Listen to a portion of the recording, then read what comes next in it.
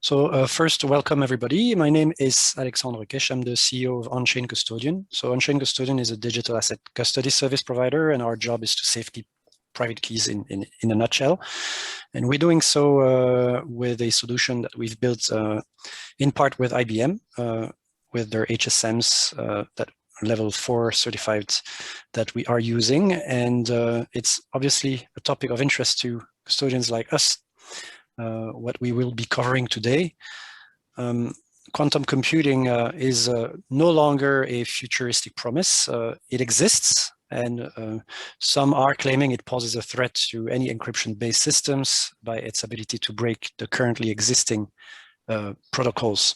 So it could also produce maybe enough computing power to disrupt Bitcoin's proof of work or other transaction validation mechanism.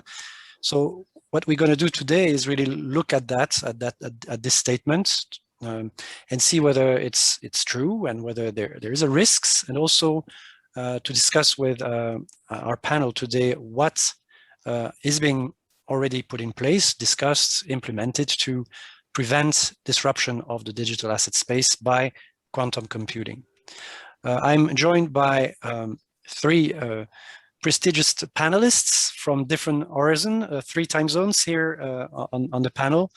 Alex in New York, Michael Conn in Singapore, and Michael Osborne in Zurich.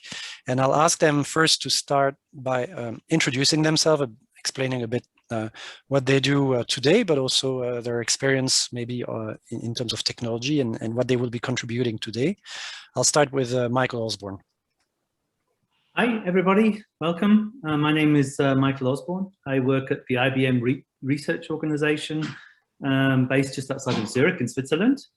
And from there, I'm responsible generally for all things cryptography. That goes from the pure foundational research into new algorithms, some of which I'm going to talk about, through to the implementations and generally rolling out and making sure that the systems and the HSMs that were mentioned and our platforms, that they are able then to take all these new algorithms, whether it's quantum safe, whether it's fully homomorphic encryption, whether it's zero knowledge proofs, and make this technology available for consumption through our platforms.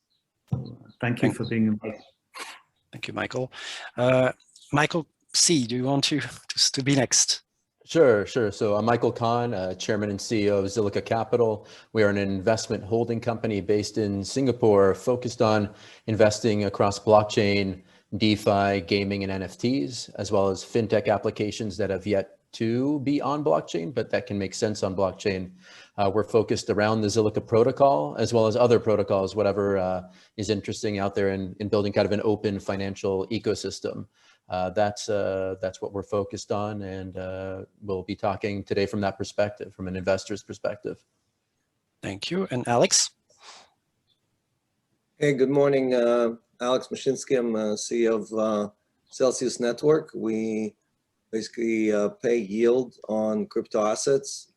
We manage about $17 billion for about 1 million customers, and obviously need to know about the future. So quantum computing is one of those kind of like bus stops that you need to know if you need to get off on it or keep going.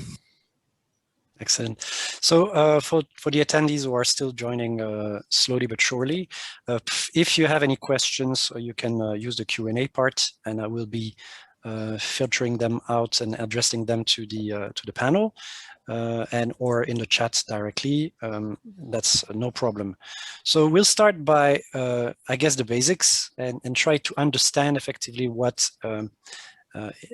state quantum computing is at now. I think everybody knows about it, I've heard about it, but I'm not sure everybody understands where it is. So to Michael O, in this case, it's about quantum computing and how it could disrupt Bitcoin cryptocurrency, but what can you share about quantum computing, what it is, and at what state it is today? So is there mainstream applications already, or are we going to see that in 1 year, 2 years, 5 years, or we should worry now? Yeah, so the premise really was, is quantum computing here? And the answer is most definitely yes. For example, IBM has 30 quantum computers in the States.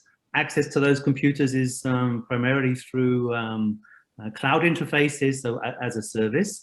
But you may have read just last week in Germany, our first commercial system outside of the US was installed in Germany. Now, these machines are, they're small. They're in terms of the number of qubits. So qubits are the basic computing foundation on which quantum algorithms run. These are the things that kind of use, as Einstein said, these spooky effects to sort of communicate with each other or influence each other, however you want to describe it. The fact is that every qubit you add, you double the compute power. So you get this exponential effect. And what that means is for example, the system we installed in Germany last week has 27 qubits. Doesn't sound a lot, but just imagine 28 qubits is already double the power. So on our roadmap for next year, we have a 433 qubit machine. So that is an awful lot of doubling between 27 qubits and 430. And in 2023, we will have machines up to 1121 qubits. So as you can see, these machines are currently fairly small right now. They are what's called noisy. So you have to kind of deal with the fact that these are, that's early technology and they're not completely fault tolerant. Nevertheless, the progress is quite amazing. And ourselves and other vendors in this space have roadmaps already up to 1 million qubits in the next few years. So it's definitely here. They are usable for learning, and that's, I think, a very key aspect, because these things are programmed in a very different way than classical computers. How they work, the algorithms which benefit from them. It's not all algorithms, so you're not going to have one of these things doing Excel calculations under your desk. There are certain algorithms for simulation, for modeling, this sort of thing, that do not scale very well on classical computers, and but they scale very well on quantum computers.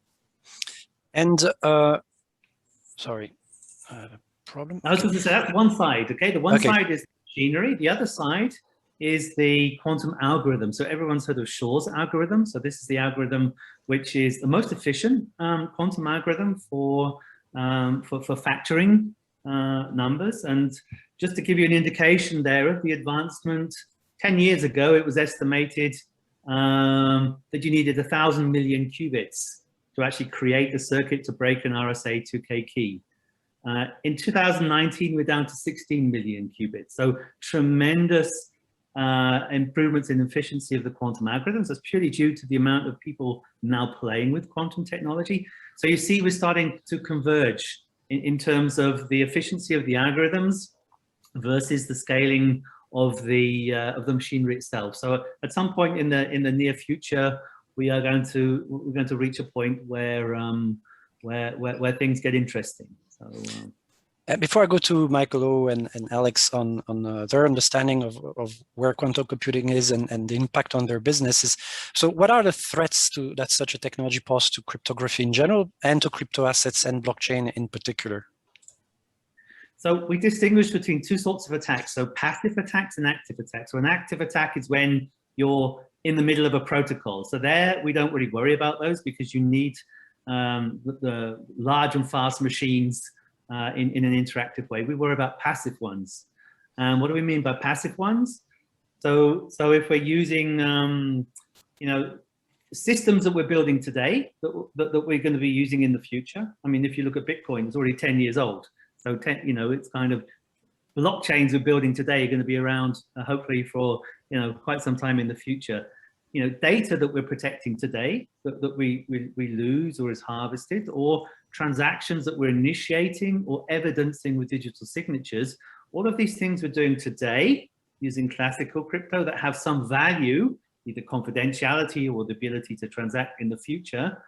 That's what we worry about. So it's really the non-quantum safe legacy that we are producing today that's going to come and bite us in the future. sounds frightening, to be honest, at this stage.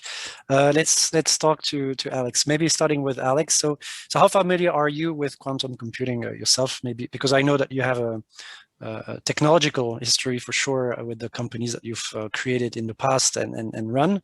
And also, is that something that you worry about in your today's business of Celsius, and how so?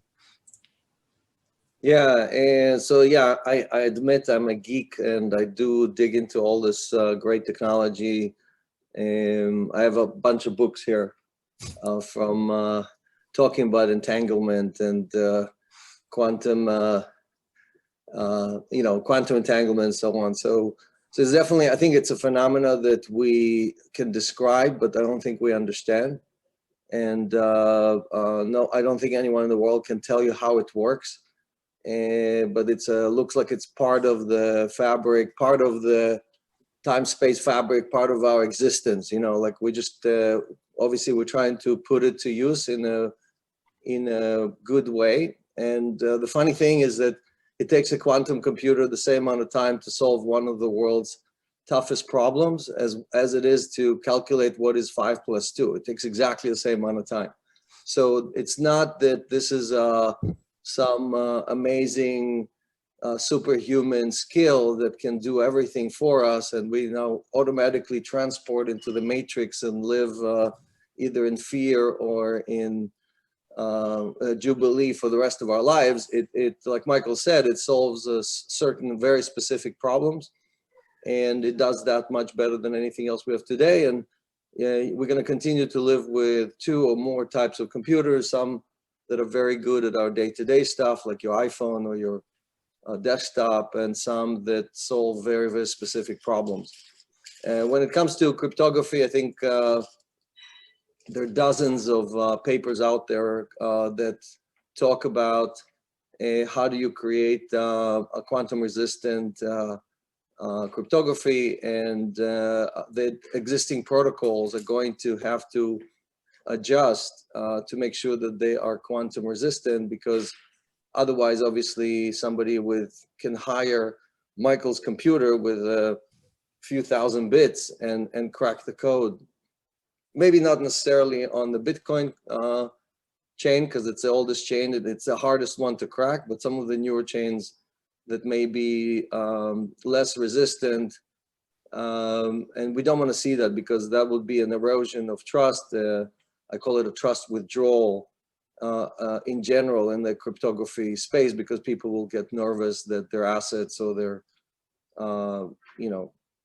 crypto is not as safe as they thought. So the industry needs to adjust for this. It needs to obviously take into account the technical capabilities.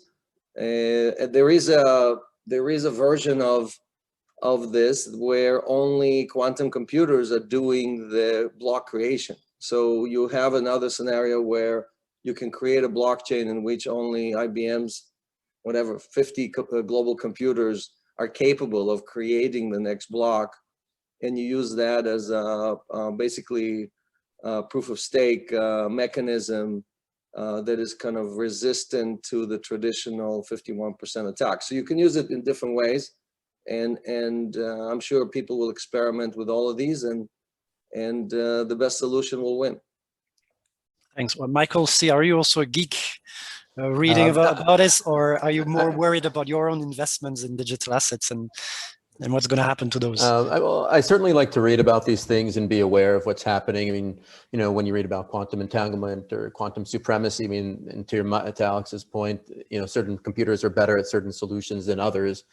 But from a crypto perspective, my outlook is more, how can this be beneficial to the things that are being built? I remember back in Y2K, there was a big hubbub of Y2K is going to destroy the internet, destroy all the computers.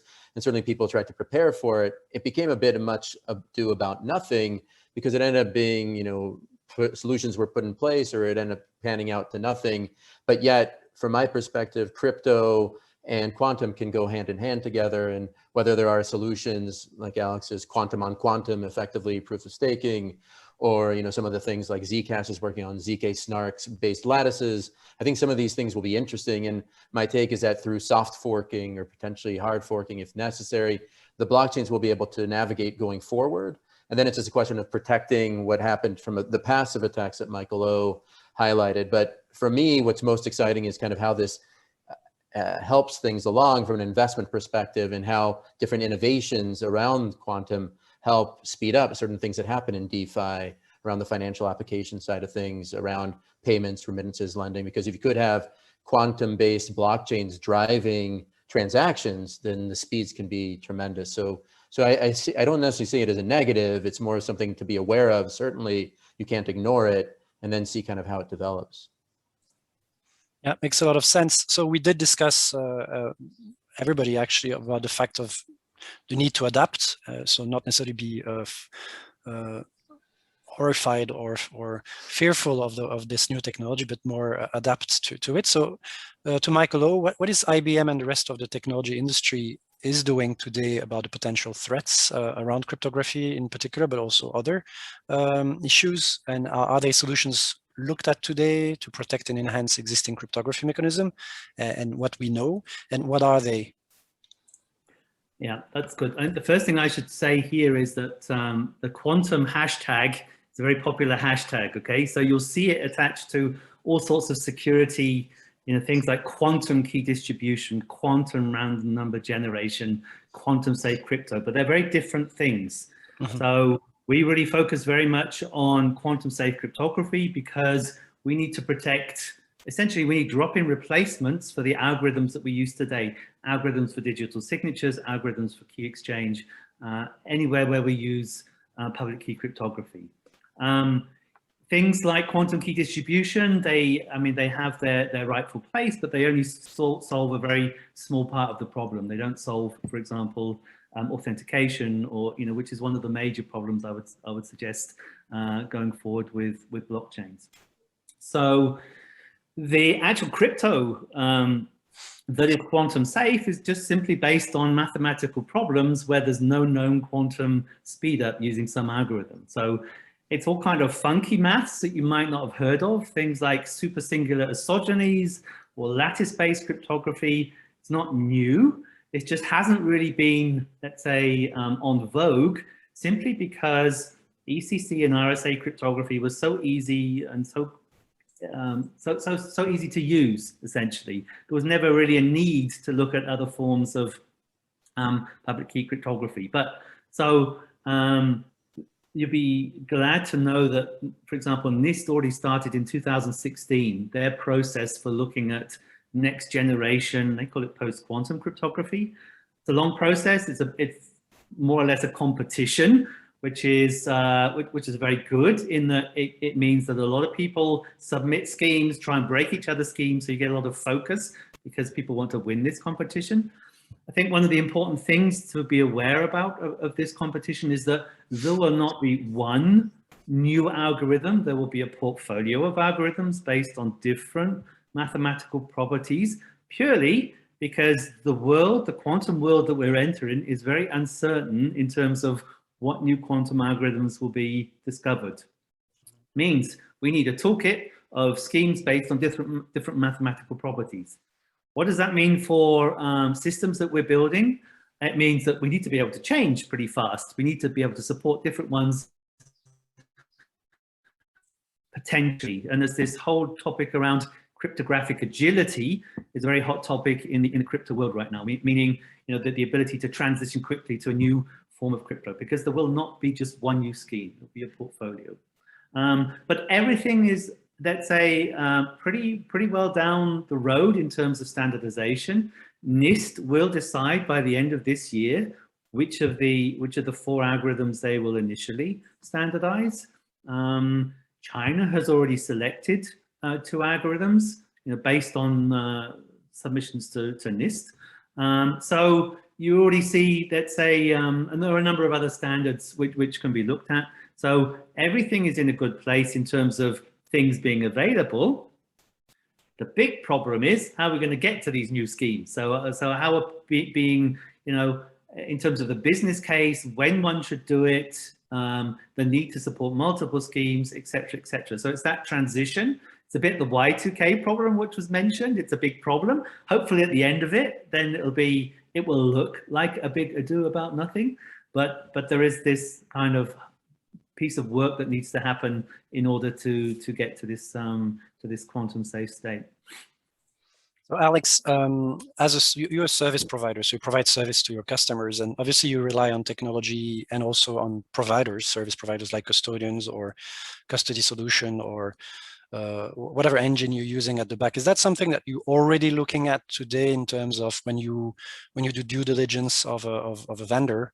Is that questions that you're already asking them in terms of do they have a plan with regards to quantum, or trying to understand whether there is a feel of awareness of those providers or not yet?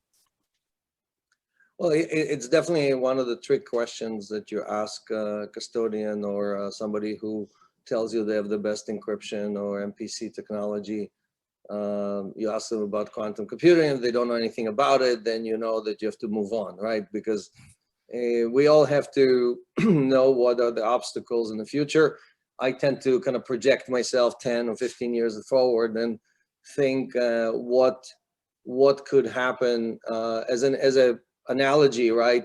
In the 70s, when Intel came out with the 8088 processor, which I think had a few dozen transistors, none of the transistor manufacturers were worried about their future, right? They were like looking at this low yield silicon thing that had, it cost a lot of money to fabricate, and they couldn't make more than few thousand, and said, that's a fad, it's going to go away.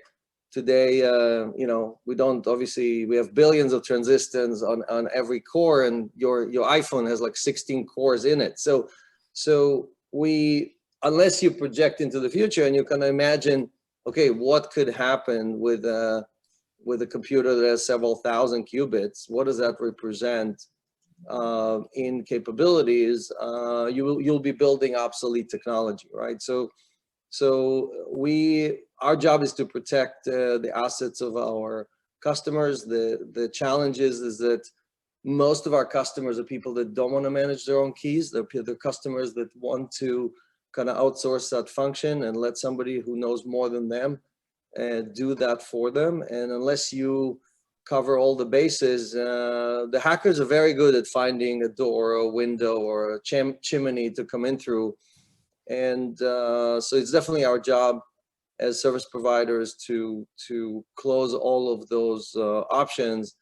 And we really don't know where or how these codes are going to be cracked, but I think you're going to see separation between the custody and the key management, because like multi-party computation is one technology that is using a set of algorithms. There's going to be several other solutions, and you may need to have several layers of protection, some of them quantum resistant, because you're not going to change your full stack. You're just going to have to adjust to make sure that at least one of the stop is quantum resistant. Makes sense. Michael, so you are obviously an investor in crypto assets, but also in projects that are around crypto assets, as you shared earlier on. So same questions really. When you talk to projects to potentially fund them, or when you invest into digital assets, are you looking already at that on whether these guys are aware about quantum computing, and whether they at least interested enough to relieve you from the fear that they won't be ready at the time it potentially hits them? I think it depends on the project, right? Mm-hmm. So if we're talking to a custodian about investing in their Series A, B, C, et cetera, then clearly I want to make sure that they are knowledgeable enough around it and thoughtful enough around it. For others, if it's a payments or remittance business, I want to understand if they are thinking about how that could enhance their business potentially, or compete away their business. So it really depends. If I'm talking about NFTs and gaming providers, especially then in that case, I want to understand, are they thinking ahead to the point where, quantum can impact the games and things like that. But again, that's kind of the fringe edge of some of these. Some of them, they don't have any material impact today, but certainly it's an open topic for conversation, but certain businesses, I think it's much more critical, especially when you're talking about security, fiduciary duty vis-a-vis custodians, asset management companies, et cetera. You really want to make sure that they are prepared for those elements, because that can be very risky, certainly. And do you think they are? Because honestly, when I put up this this panel, most of the people I talked to was like, yeah, a bit geeky as a discussion, not really my problem kind of reaction. And I'm talking about customers, investors, or even sometimes people in my team, which I wondered. So Yeah. so I have to talk to them about that. So is it really a topic that people are concerned about at this stage, or is it only people like Alex, who's a geek and reads about it, or us, because we on this panel are interested about it? My take is a lot of people are not. Some people are, but I'd say most people you talk to are not. They're more focused on the here and now of what they're trying to do. But again, it depends on the business. I think folks that are talking about chain analytics and custody and asset management, they should be thoughtful about it. And if they're not, then to Alex's earlier point, maybe it's better to move on. Sounds good. Michael, we discussed cryptography, but what about blockchain validation mechanisms such as proof of work, for example, or maybe proof of stake? Is quantum computing mean that we will need to move to other transaction validations methods? I think we discussed a bit of that before, but I'd like to have your view, especially that you were mentioning before the panel started that you were more worried, it seems, by proof of stake than proof of work. Yeah, so essentially there are two quantum algorithms that are generally discussed. The one is Shor's algorithm, which impacts symmetric cryptography, and then there's another algorithm called Grover's algorithm, which is a search algorithm, which would have some impact on things like hashing, and but not the same sort of speed up that Shor's algorithm. So it's a kind of a little worry. So anything based or built around hashing, we're not too worried about, because there's an impact, but it's not a large impact. It's more of a challenge for the proof of stake solutions, because they make heavy use of public key crypto. It's kind of based on mostly elliptic curve based public crypto. So these are the things that I talked about the size of a machine required to factor a 2K RSA integer. Actually, elliptic curves crypto or elliptic curve crypto is used because the keys are much smaller and with a similar security. That's actually means that it's likely that you're going to also need a much smaller machine to attack elliptic curve cryptography. That research is still ongoing. Most of the focus is RSA, but what it does mean is that all of the EC-based schemes currently for proof of stake, they really need to be let's say those really need to become quantum safe. So that means moving to something like lattice-based cryptography. So this would be my main concern right now. A lot of the effort going into new, because there's a lot of very new proof of stake schemes. These are schemes which are just starting to be rolled out. These are the schemes which are likely to be most impacted when we come into the quantum era. So I think what that means for people rolling these schemes out is it might be too early to change the crypto underpinnings, but you need to be aware that you're going to have to change. And so at least make some form of preparation, that it's easy to swap out or simpler to swap out the crypto underneath, for example. So that I'm more concerned around these kind of like proof of stake based schemes. So just to summarize on the so what. So it's really the timing.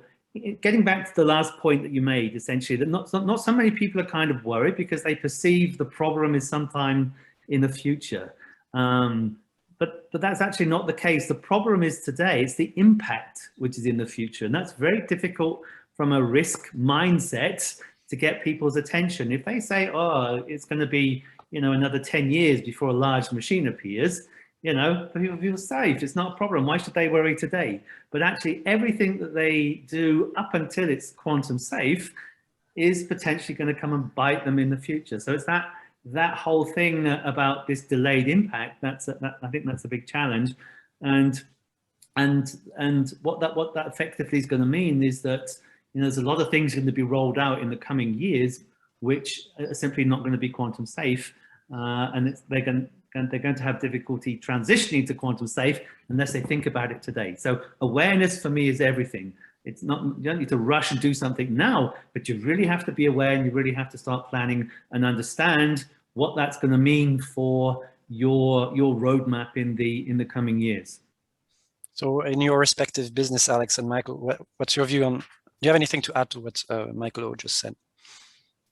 Yeah, so you can build all the walls and think that you're protected and you live in a walled garden because you have the best hardware protection and software protection, everything else. But if a hacker hijacks somebody's else, not your supercomputer, somebody's else quantum computer, and develops an algorithm that no one thought about, they can crack a key no matter how much protection you have. So the issue is becomes not just your protection in your walls, but the capabilities out there, right? And you know, like Michael said, when you double the capabilities with every qubit that you're adding to the machine, and we're moving, like I think you know, Google announced 1,000 qubits. I think IBM is planning to do even more than that. Like we're talking about exponential growth. We don't really know exactly where is that point in which this or that protocol can be cracked, because it's a combination of both the machine capability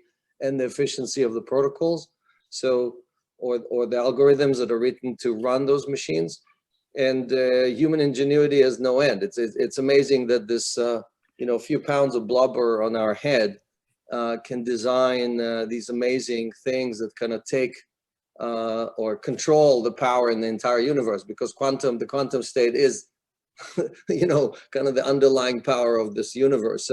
So we are, you know, we may discover through all of this that we just live in a simulation, and we just crack this, some, you know, foreign being simulation by using the quantum state to peer into that. So we don't know anything. All we know is that we know our limits and we have to be ready for them. But like I said before, projecting into the future and trying to identify the vulnerabilities at least allows you to start preparing for them, and then you know, be ready if something happens. Yeah, Michael. No, just for me, you know, being from a traditional asset management background, risk management has always been a critically important part of everything. And so when you look into this space, risk management now means being aware and then looking into ways to protect yourself going forward. So I'd say right now it's more interesting to see how different blockchains are thinking about this and preparing for it, because eventually it's going to hit them in the face if they don't prepare. So that's kind of what I'm looking at, especially when I look at some of these layer 2 solutions or other layer 1s, et cetera. So we know that's not part of the script, but we know that quite a few states are sponsoring hackers to go around and try to steal money from the Bank of Bangladesh, for example, in the traditional world, or from crypto exchanges today. Not to name North Korea, but let's name it. For example, do you think these guys and others, obviously, have already those type of engines, and if so, how advanced are they in terms compared to the commercial offering? Let's call it this way. Maybe a question to Michael, and maybe Alex and Michael, see if you have information about that. Well, yesterday, I don't know if you saw in the news, but yesterday, Iran has issued 50 licenses for Bitcoin mining. So you know they're very active in hacking and grabbing of Bitcoin, because again, you know, the US weaponized the dollar to kind of enforce its policies, and countries like Iran, North Korea, and others are basically going to use whatever it takes, including, you know, hacking and mining and, you know, using quantum machines or whatever to grab any value possible. So so it's definitely something that is happening already, and you know, you have countries that are spending millions to steal billions, right? I mean, normally when you protect against hackers, you have, most of these hackers have limited resources. They're not willing to spend millions of dollars to try to break into your infrastructure. But some of these, countries, like North Korea, I think was reported last year that they stole over $1 billion worth of crypto.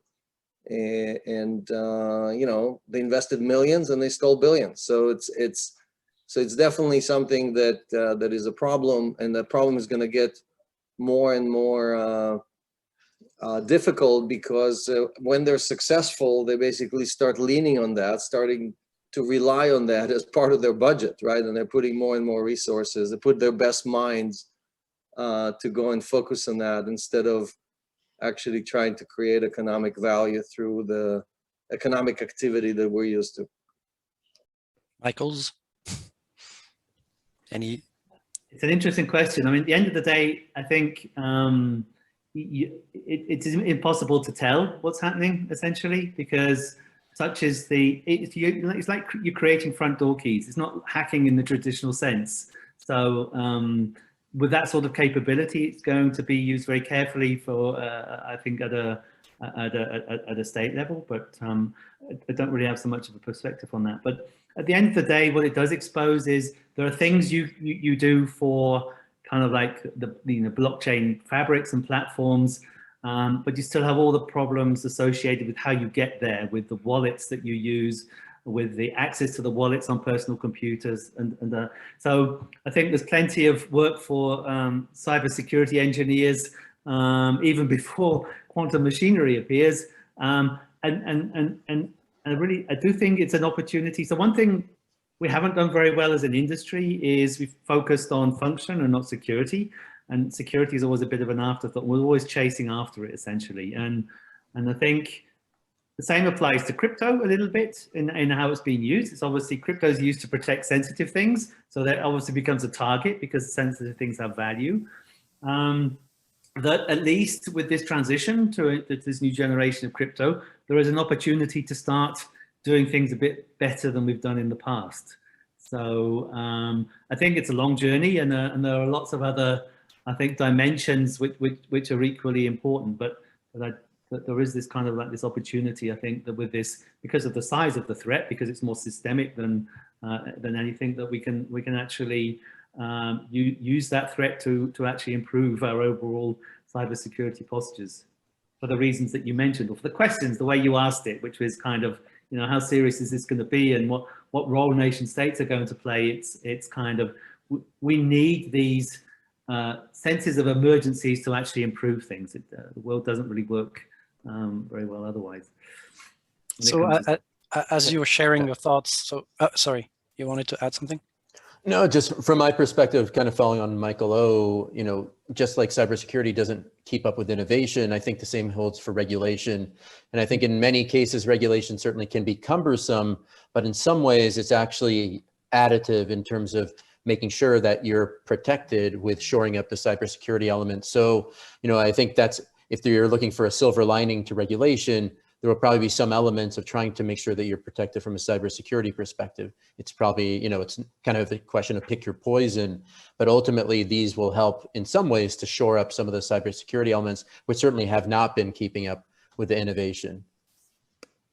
Okay, so Michael, so you know that Onchain Custodian is using IBM crypto service, so it's the FIPS 140-2 level 4 certified HSM, so it's highly secure. I've been told when you sold me that solution. So we use it to protect our customers' assets and operational environments. So should I worry and start looking for an alternative solution to protect ourselves against the threat of quantum computing, or you already covered, or am I already covered? Mm-hmm. I would say quite the opposite. I mean, it's because we've been involved in this quantum safe technology for such a long time. It started out a long time ago with things like fully homomorphic encryption, that we're way ahead of the curve when it comes to implementing these in our products and platforms. I mean, we are kind of, it's at our heart.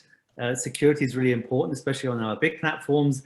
And it was really, really important to sort of, because this crypto is a bit different, keys are a bit larger, that these things are made available early, in order to sort of understand what the impacts are when it comes to migration. So for example, the HSM that you mentioned already has a pre-standard version of dilithium, which is a quantum safe digital signature.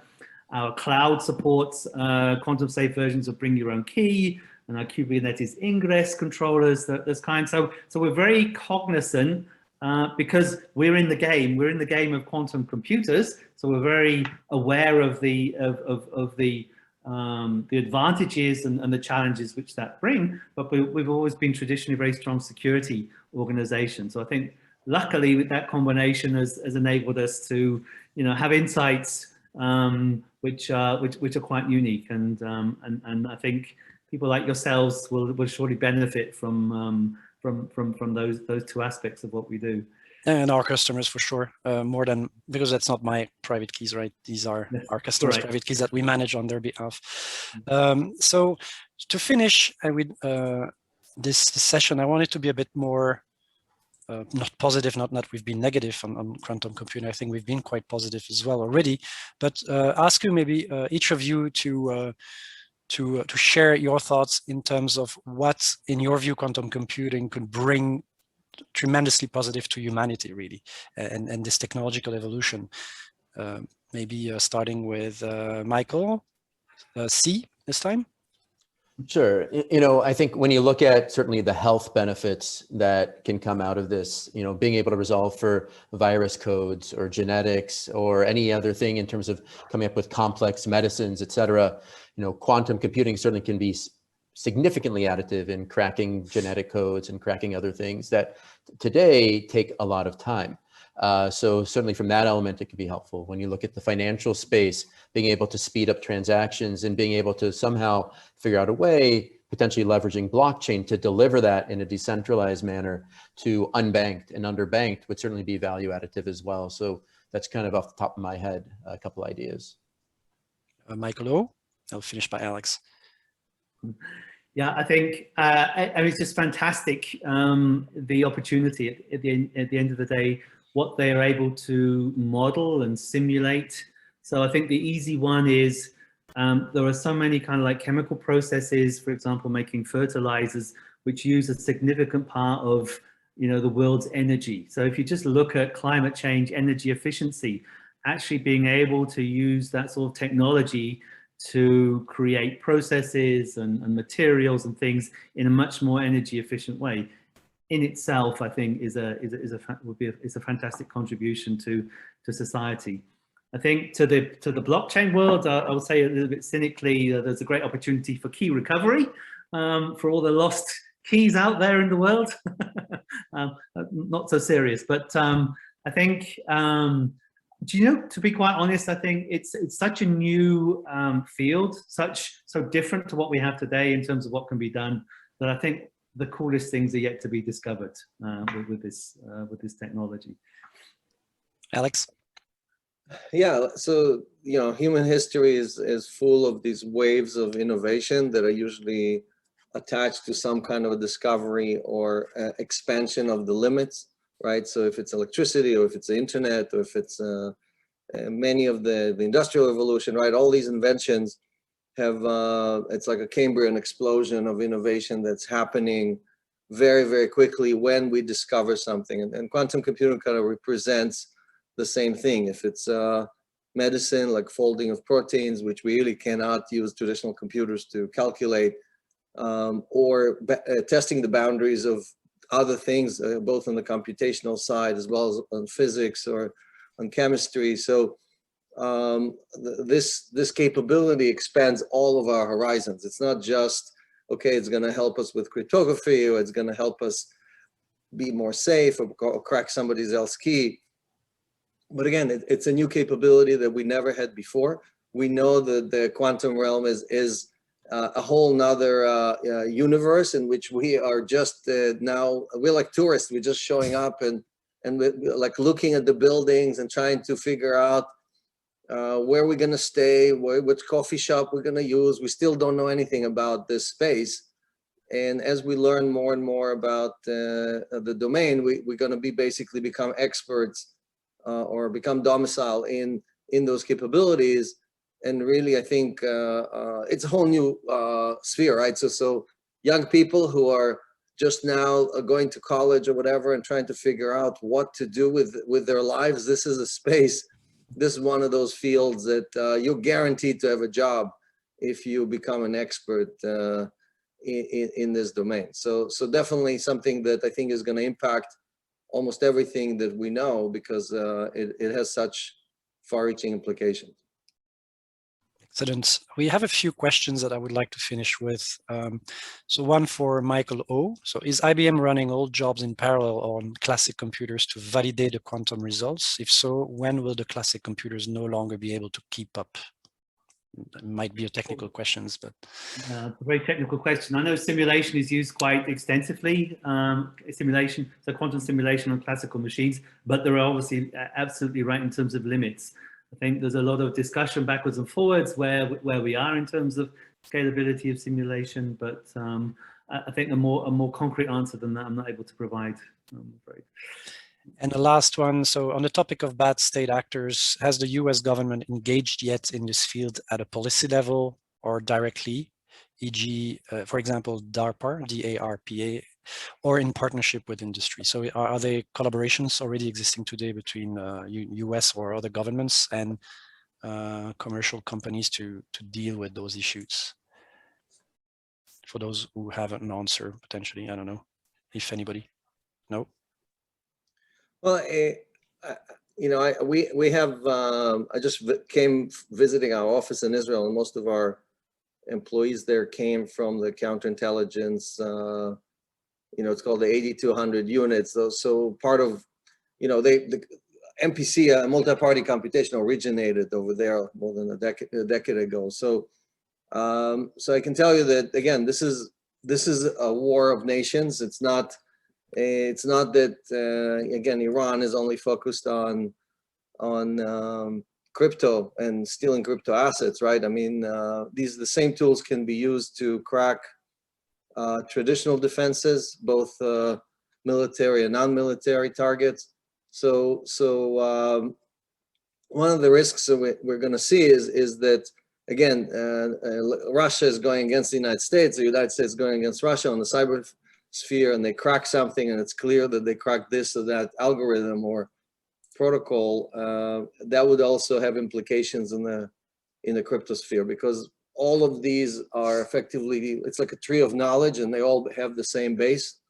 And if you broke one of the branches, you know that branch breaking tells you that people are much closer to getting to your branch of cryptography. So we're watching all that stuff very closely, and you know, again, I think using you know, the latest and the most sophisticated systems is definitely the right solution. Relying on something that is 5 or 10 years old is definitely putting you at tremendous risk, to your point about the IBM infrastructure and so on. So I definitely think that the space is moving very quickly, and unless you are using the latest technology, you're gonna find out one morning that there's nothing left in your kitchen. You know, that all of your refrigerator has been raided and there's nothing for breakfast. It would be a pity. So last words from each of you before we close. We are 5 minutes away from the hour. Let's say Michael O. Yeah, I just wanted to thank you for the opportunity, because I think awareness is everything right now, really. Towards the end of this year, let's say the root of NIST and all of the standardization around quantum safe will be kind of like on a known path. But if people who wait until let's say standards are ready, I think that there's so much work that needs to be done in preparation, generally for cybersecurity, generally for how we consume cryptography, that we can just slot these things in the future. So being able to raise awareness that this topic is important is really useful, and thank you for the opportunity. Thank you. Michael C. Just from my side, I think it's going to be a very educational and iterative process as this rolls out, and I'm interested in learning and being part of the solution over time. And Alex? Yeah, so for those of us who are in the space, we've been doing it for several years, and we feel like everybody knows what we're doing. But for 99% of the population watching this video, they would have no clue what we're talking about. So it's still very early days, both for cryptography and for crypto in general. And I think, again, our challenge, one of our challenges as an industry, is really educating other people about the fact that there are different types of value storage, and especially in today's world where central banks are printing money like there's no tomorrow. Everybody thinks MMT or modern monetary theory is the future.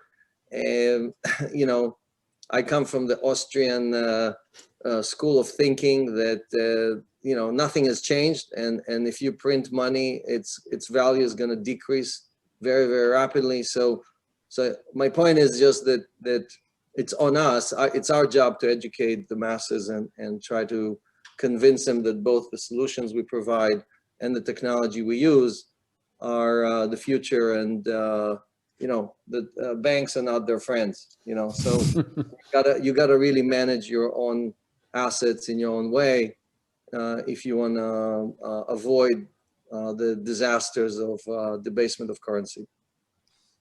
So financial conclusions or economical conclusion. Thank you so much. We do have a thank you from someone in the audience as well. So thank you. This has been recorded, so will be broadcasted when once nicely edited, and we'll share that on social media. As you can see, the reason why Onchain Custodian wanted to talk about this topic is because of the lack of awareness, as we have described, and I think it's effectively our role as well to educate our customers and anybody really about those challenges and those opportunities as well. So thank you, everybody, and let's meet another time for another webinar. Thank you. Take care.